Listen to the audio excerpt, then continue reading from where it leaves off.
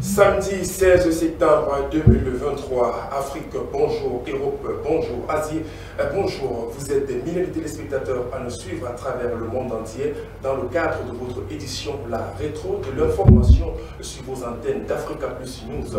C'est notre édition entre 10h et 12h et vous avez répondu présent. Ce jour, sur la table de débat, trois principales thématiques nous interpellent. Parlons de l'Afrique face aux catastrophes naturelles dans la première partie de notre édition du débat. En seconde partie, nous parlerons bien évidemment des tensions Niger-France, Paris qui exige la libération de son ressortissant. En troisième position, nous parlons de l'Union africaine, désormais membre du G20, impact et défis à relever de la part de l'Afrique. Mesdames et messieurs, voilà pour vos principales thématiques de ce jour. Pour ce faire, ils sont déjà là, installés, et n'attendent que vous. Il est bel et bien question de Tolo Hubert, journaliste, vous le connaissez d'ailleurs déjà, un habitué de ces plateaux. Bonjour Tolo Hubert et bienvenue parmi nous ce jour. Merci Esteban, bonjour mon cher frère, bonjour également aux millions de téléspectateurs qui sont en train de nous suivre ce matin. Bonjour également à toute la maison d'Africa Plus News qui permet aujourd'hui qu'on puisse édifier l'Africain aujourd'hui.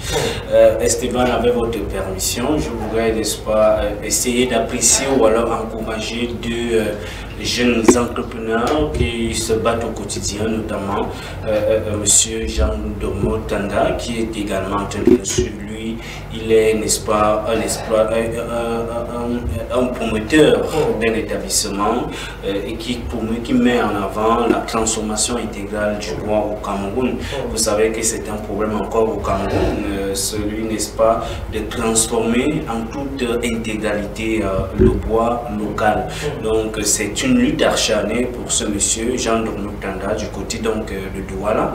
Il est localisé du côté donc de Douala pour essayer d'apporter, accompagner, n'est-ce pas, les institutions de la République face, n'est-ce pas, à l'émergence, face, n'est-ce pas, au développement de la transformation du bois au Cameroun. On note également, promet également, le Made in Cameroun, il soutient également toutes les initiatives du gouvernement. C'est M. Eliot Tchundam, qui est le président d'une association du Cameroun pour l'émergence, l'association pour un Cameroun émergent, et qui promeut d'abord le Made in Cameroun, c'est-à-dire les produits faits localement.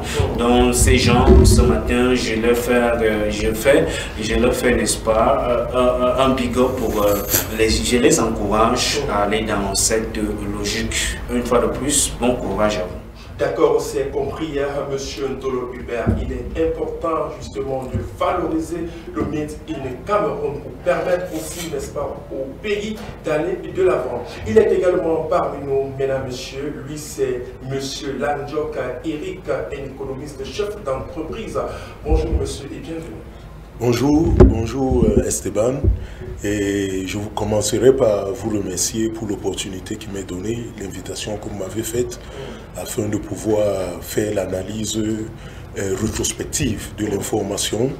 Et je vais également saluer tous vos téléspectateurs ici au Cameroun, en Afrique, en Europe et en Asie. Et nous espérons lors de cet entretien que nous pourrons apporter un plus, apporter de la lumière, apporter un esprit critique, un esprit d'analyse auprès de nos téléspectateurs, afin qu'ils cernent mieux les événements qui ont eu lieu tout au long de la semaine dernière. Merci. D'accord, je reste avec vous. Vous êtes économiste chef d'entreprise. Comment se portent vos activités? Actuellement, les activités, il faut le reconnaître, elles sont assez stagnantes à cause du contexte. Du conseil depuis la crise de la dernière pandémie coronavirus, les activités ont eu de la peine jusqu'ici à pouvoir redémarrer, parce que nos activités qui sont portées sur l'intégration des solutions technologiques, à savoir la vidéosurveillance, le tracking, et ce sont des entreprises qui ont besoin d'un contact avec nos clients. Or, avec la pandémie, c'était assez compliqué d'être reçu par des gens et de mener des discussions avec des gens. Donc, ce qui a beaucoup retardé les structures. Maintenant, nous croyons, avec l'effort que le gouvernement camerounais a fait, avec la décision du MINFI de pouvoir se porter caution auprès des banques et des institutions financières pour ce qui concerne les prêts, les concours aux PME, que ces dispositions vont nous permettre de véritablement redémarrer les activités. D'accord, mesdames, messieurs, nous vous le disions en titre, nous parlons justement de l'Afrique face aux catastrophes naturelles et quelles mesures palliatives, il faut le dire, le Maroc dans la nuit du 8 au 9 septembre 2023. L'ouest du Maroc a été ravagé en quelques minutes par un séisme de magnitude 9,6,9 dans l'épicentre qui se trouve près de la ville de Maratek, et c'est 1,3 million d'habitants avec un bilan provisoire de 9000 morts, de 2900 morts. Nous allons justement revenir sur cette actualité, mais regardons tout d'abord ce reportage et venons pour la suite de l'analyse.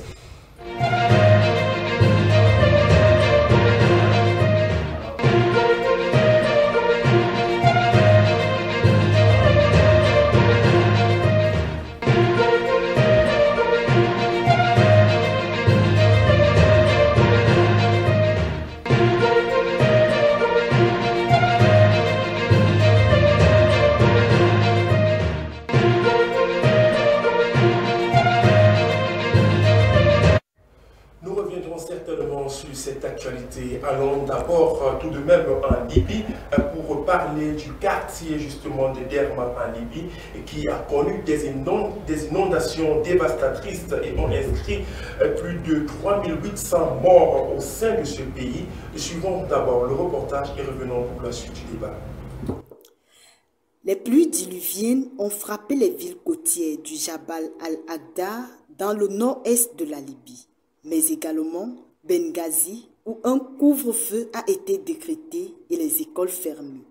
Au moins 150 personnes ont été tuées dimanche à cause des inondations provoquées par la tempête Daniel dans l'est du pays. Des équipes de secours ont été dépêchées dimanche à Derna, où les autorités de l'Est ont perdu le contact avec 9 soldats lors des opérations de sauvetage. Cependant, les centaines d'habitants sont toujours bloqués dans des zones difficiles d'accès. Selon les autorités municipales qui ont appelé à l'aide, 4 ponts principaux et 2 immeubles se sont effondrés. Par ailleurs, le Premier ministre libyen a annoncé 3 jours de deuil national, appelant à l'unité de tous les Libyens face à cette catastrophe lors d'un conseil des ministres extraordinaire diffusé à la télévision ce lundi. La tempête Daniel a aussi frappé la Grèce, la Turquie et la Bulgarie. L'Égypte, de son côté, a appelé à la prudence sur la côte nord qui borde l'est de la Libye et a annoncé entamer les préparatifs pour minimiser l'impact de la tempête.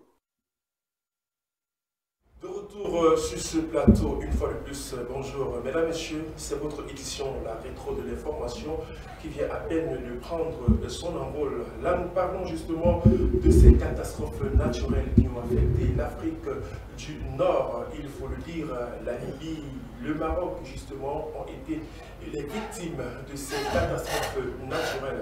Alors avec vous, monsieur Ndolo Hubert, nous sommes là face à ces catastrophes naturelles qui ont sévi la Libye. Quel est votre regard? Déjà, un regard de compassion face, n'est-ce pas, à ces frères de ce côté-là, de l'Afrique, qui sont, n'est-ce pas, affectés par ces catastrophes naturelles imprévues qui sont arrivées de façon inopinée. Un regard de compassion, un regard de soutien, parce que lorsque un pays en Afrique n'est pas affecté par ce genre de situations, l'Afrique tout entière se doit, n'est-ce pas, de se mobiliser pour apporter des solutions, pour apporter, n'est-ce pas, un réconfort prompt face, n'est-ce pas, à ces populations touchées de ce côté-là.